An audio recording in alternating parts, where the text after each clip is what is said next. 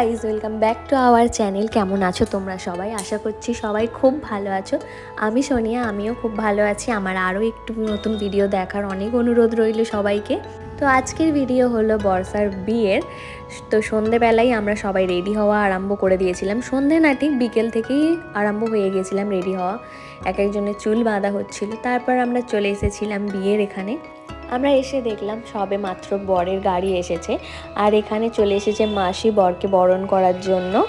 আজকে দেখো, আমরা এখানে মা, আমি আর দিশা তিনজনে মিলে একই রঙের শাড়ি পরার চেষ্টা করেছিলাম।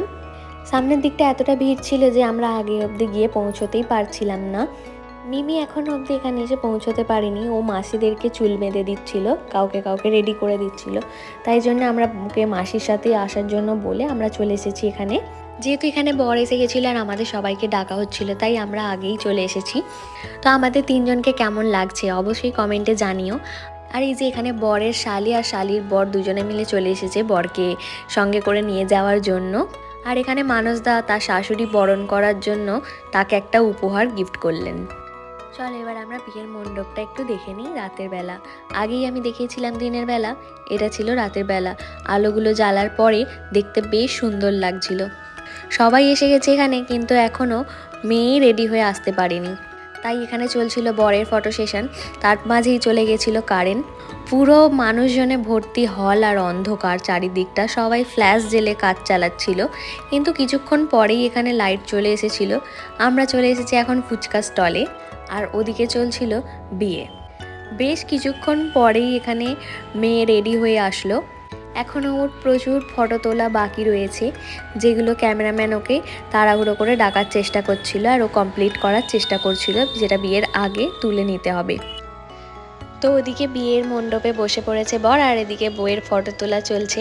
আলাদাই একটা অনুভূতি কাজ করছিল। হলটাও একটাই ফ্লোরের মধ্যেই সব কিছু হচ্ছিল।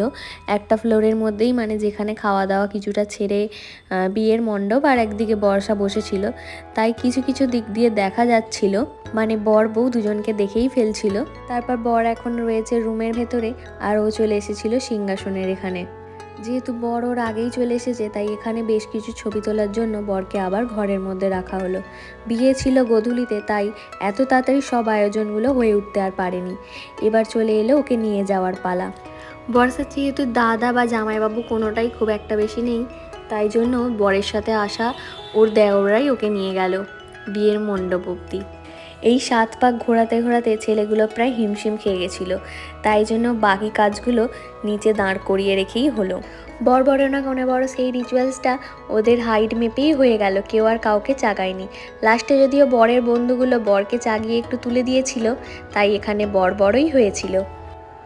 গায়ে হলুদের ভিডিও আগেই তোমরা দেখেছো, আর এখন হচ্ছে বিয়ের পর্ব।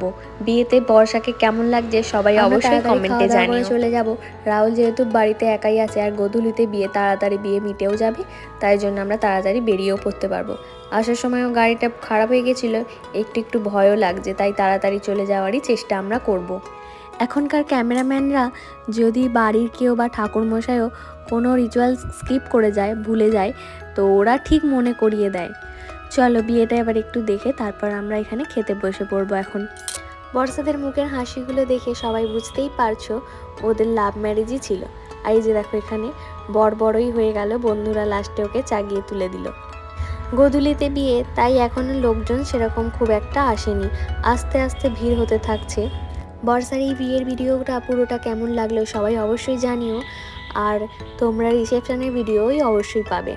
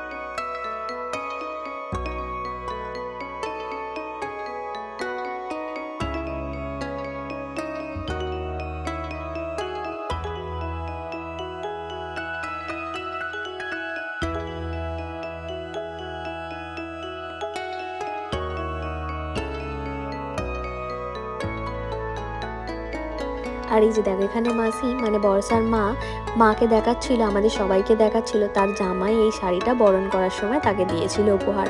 মাসিও একটা উপহার দিয়েছিল। এখানে এখন ওদের বিয়ে কমপ্লিট হয়ে গেছে, কিন্তু দেখে বোঝা যাচ্ছে না বিয়ে কমপ্লিট হয়ে গেছে বলে। কেন কি আমাদের এখানে নিয়ম আছে, বিয়ের দিন কেউ সিঁদুর পরায় না। বউ ভাতের দিন সকালবেলা যখন ভাত কাপড়ের অনুষ্ঠান হয়, তার আগে সিঁদুর দানেরও একটা অনুষ্ঠান হয়, তখনই সিঁদুর পরায়। তাই খালি মাথাতেই যায়, তাই দেখে খুব একটা মনে হচ্ছে না যে বিয়ে হয়ে গেছে। চলো বিয়ের দান এখানে। আর বরযাত্রীদের জন্য এই গোলাপ ফুলগুলো নিয়ে আসা হয়েছিল, আমাদেরকেও সেখান থেকে দেওয়া হয়েছিল। এখানে দেখো বর্ষার বিয়ের মেনু কার্ড, বেশ সুন্দর হোয়াটসঅ্যাপে মেসেজ যাওয়ার মতন একটা মেনু কার্ড এখানে তৈরি হয়েছে। আমি এটা প্রথমবারই দেখলাম। চলো আমরা এখন বসে আছি খাবারের জন্য। চলো এখানে আমাদের খাবার খাওয়াও অলমোস্ট ডান।